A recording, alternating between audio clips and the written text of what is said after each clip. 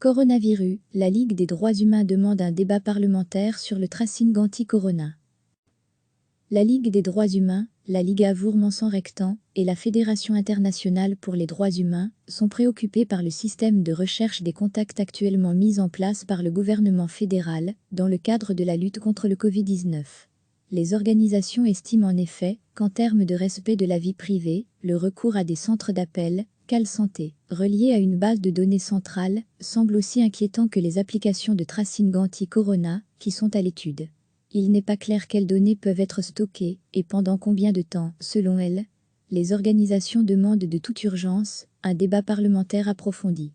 La base de données et les centres d'appel sont aussi inquiétants que l'application de tracing anti-corona, explique Olivia Venet, présidente de la Ligue des droits humains. Il constitue une importante restriction de nos droits fondamentaux.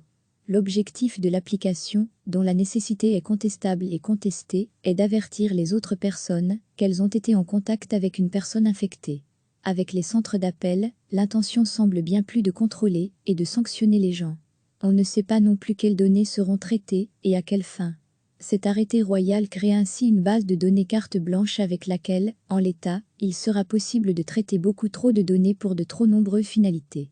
Degré à lire aussi, coronavirus, comment s'organise le tracing ailleurs dans le monde? Cette semaine, l'Autorité de protection des données, APD, a publié son avis sur un projet d'arrêté royal créant une base de données visant à rendre effectif ce contact tracing. L'avis de l'AP met en évidence que le gouvernement n'a pas correctement déterminé quelles données seront collectées et traitées.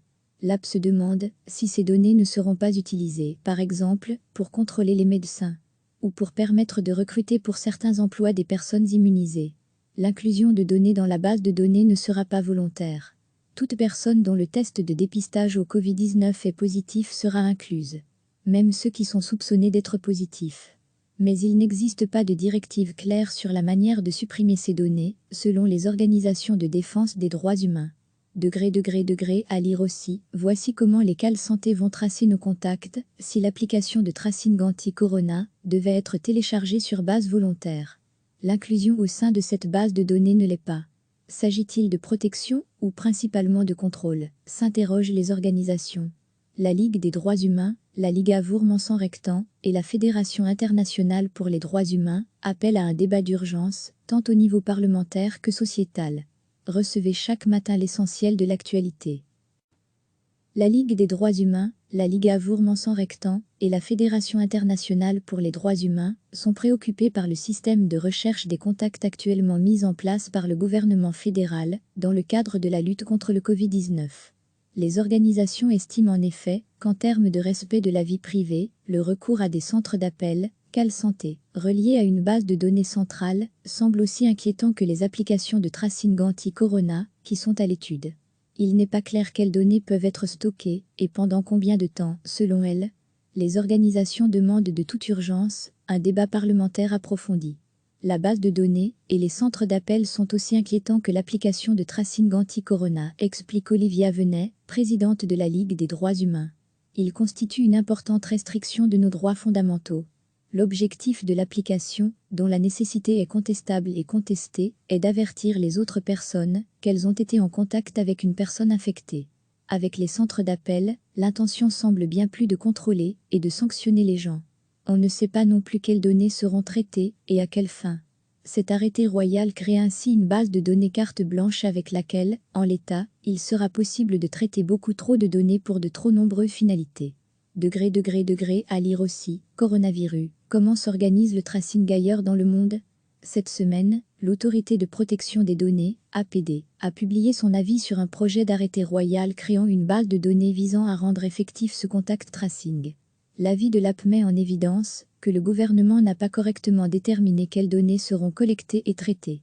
L'AP se demande si ces données ne seront pas utilisées, par exemple, pour contrôler les médecins ou pour permettre de recruter pour certains emplois des personnes immunisées.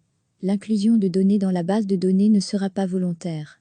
Toute personne dont le test de dépistage au Covid-19 est positif sera incluse. Même ceux qui sont soupçonnés d'être positifs. Mais il n'existe pas de directive claire sur la manière de supprimer ces données, selon les organisations de défense des droits humains. À lire aussi, voici comment les cales santé vont tracer nos contacts, si l'application de tracing anti-corona devait être téléchargée sur base volontaire. L'inclusion au sein de cette base de données ne l'est pas. S'agit-il de protection ou principalement de contrôle? S'interrogent les organisations.